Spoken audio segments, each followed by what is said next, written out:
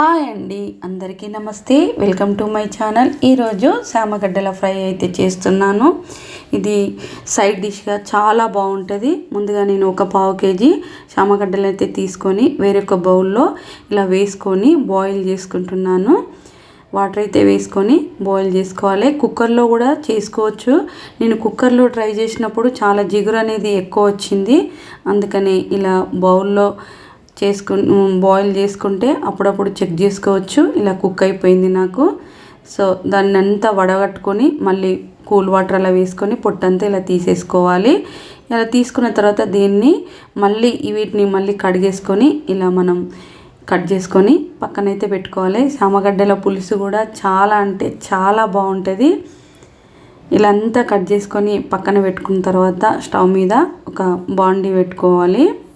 కొంచెం ఆయిల్ వేసుకొని ఇప్పుడు మనం కట్ చేసుకున్న శామదుంపలన్నిటిని ఇందులో వేసుకొని హై ఫ్లేమ్లో వేపుకోవాలి. చూడండి ఎంత చక్కగా వస్తున్నాయో. హై ఫ్లేమ్ పెట్టుకోవాలి. తొందరగా కుక్ అవుతుంది. ఇవి తొందరగా ఫ్రై అవుతాయి అన్నట్టు. ఇలా అయిన తర్వాత తీసి పక్కన పెట్టేసుకుందాం. ఇలా అన్నీ పక్కన పెట్టేసుకున్నాక అదే బాండీ ఉంటుంది కదా, దాంట్లో ఆయిల్ ఉంటుంది.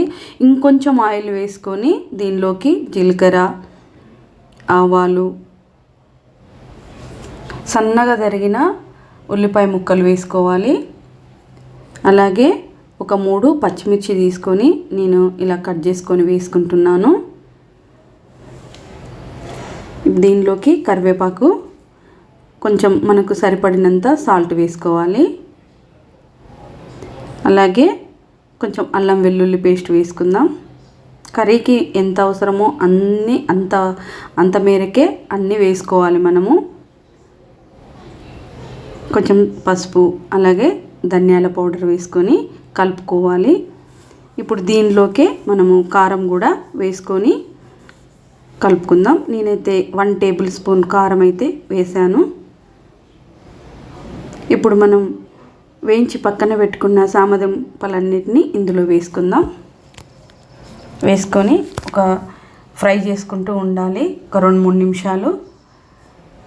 మనకి ఉప్పు కారం అన్నీ వేసుకున్నాం కదా, నాకు కొంచెం కారం తగ్గినట్టు అనిపించింది. కొంచెం కారం అయితే వేసాను. మంచిగా పట్టుతాయి వాటికి ఉప్పు కారం అనేటివి. ఇప్పుడు కొత్తిమీర వేసుకొని సర్వ్ చేసుకోవడమే.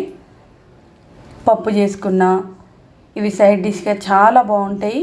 Please subscribe my channel. Thank you for watching.